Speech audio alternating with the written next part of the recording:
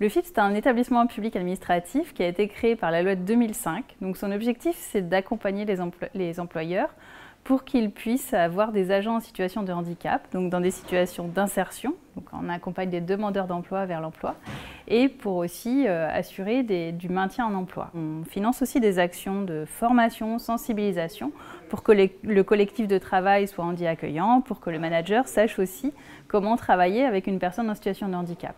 Donc pour faire ces actions, nous avons des moyens que nous recueillons auprès des employeurs publics qui ne remplissent pas leur obligation d'emploi de 6%.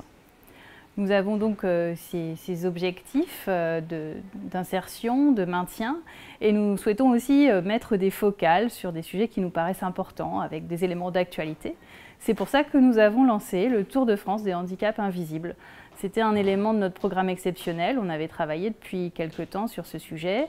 On avait même réalisé un guide de l'accompagnant du handicap invisible. Et puis on s'est dit que, à la sortie du confinement, il fallait qu'on ait une action d'aller au plus près des territoires pour porter ce guide et au-delà organiser des manifestations avec des tables rondes. On fait intervenir des experts, des grands témoins. Et c'est vrai que les exemples vivants ont une force très probante, on s'en est rendu compte.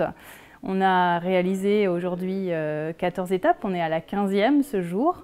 Le thème en Bretagne, à Rennes, qui a été retenu, c'est l'épilepsie. On a déjà travaillé sur les troubles 10, les troubles psychiques, le diabète, la drépanocytose. Là aujourd'hui, l'épilepsie, c'est une première. Donc notre objectif, c'est de rendre visible ce qui ne l'est pas, donc ce type de handicap, et de faire en sorte qu'il puisse être accompagné pour qu'une personne en milieu de travail n'ait pas de difficulté avec sa situation d'épilepsie. C'est une maladie qui se traite, qui ne se guérit pas, mais qui peut être stabilisée. Donc donner aux personnes les conditions de travailler dans un milieu ordinaire. Toutes les manifestations qui sont organisées dans le cadre du Tour de France des handicaps invisibles ont fait l'objet de captations. Donc on retrouve sur notre site un certain nombre de capsules avec les intervenants qui sont produits au cours de nos étapes. Et puis on a les captations entières des événements qui sont également retranscrites et qui vont faire pour nous une base de données importante et des ressources pour les professionnels qui pourront venir s'alimenter sur nos replays.